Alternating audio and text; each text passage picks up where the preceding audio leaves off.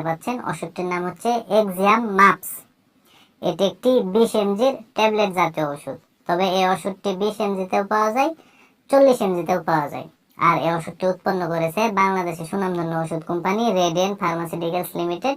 আর এই ওষুধটির উপাদানের মধ্যে রয়েছে ইসোমিপ্রাজল।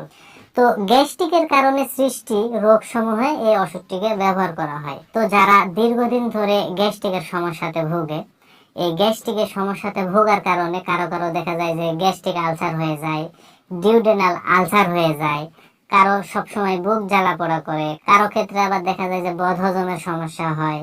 তো গ্যাস্ট্রিকের কারণে সৃষ্টি এই যে রোগ সমূহ, বিশেষ করে গ্যাস্ট্রিক আলসার ও ডিউডেনাল আলসার রোগীদের ক্ষেত্রে এই ওষুধটি খুবই কার্যকরী ওষুধ হিসেবে কাজ করে। পাশাপাশি বুক জ্বালা পোড়া, বদহজমে এই ওষুধটি মোটামুটি ভালো একটি কাজ করে। তো এগুলোই হচ্ছে ওষুধটির কার্যকারিতা।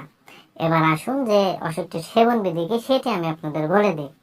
তো ওষুধটির সেবন বিধি বলতে গেলে বিশেষ করে যারা প্রাপ্তবয়স্ক তাদের ক্ষেত্রে একটি করে ট্যাবলেট দিনে 2 বার সেবন করতে হবে। সকালে একবার এবং রাত্রে একবার। খাবারের আধা ঘন্টা পূর্বে সেবন করতে হবে, অর্থাৎ খালি পেটে সেবন করতে হবে। এটি হচ্ছে ওষুধটির সেবন বিধি। আর ওষুধটির পার্শ্ব প্রতিক্রিয়ার কথা যদি বলতে যাই তাহলে মাথা ব্যথা হতে পারে, মাথা ঘোরা ভাব হতে পারে, ডায়রিয়া হতে পারে এবং তলপেটে ব্যথা হতে পারে। এগুলোই হচ্ছে ওষুধটির পার্শ্ব প্রতিক্রিয়া। আর এই ওষুধটির উপাদানের প্রতি অর্থাৎ ইসোমিপ্রাজলের প্রতি যে সকল রোগীদের অত্যন্ত সংবেদনশীলতা রয়েছে সেই সকল রোগীরা কিন্তু এই ওষুধটি সেবন করতে পারবে না। আর বিশেষ করে যারা গর্ভবতী এবং স্তন্যদানকারী মায়েরা আছে সেই সকল মায়েদের ক্ষেত্রে ওষুধটিকে বিশেষজ্ঞ চিকিৎসকের সাথে পরামর্শ করে সতর্কতার সাথে সেবন করতে হবে।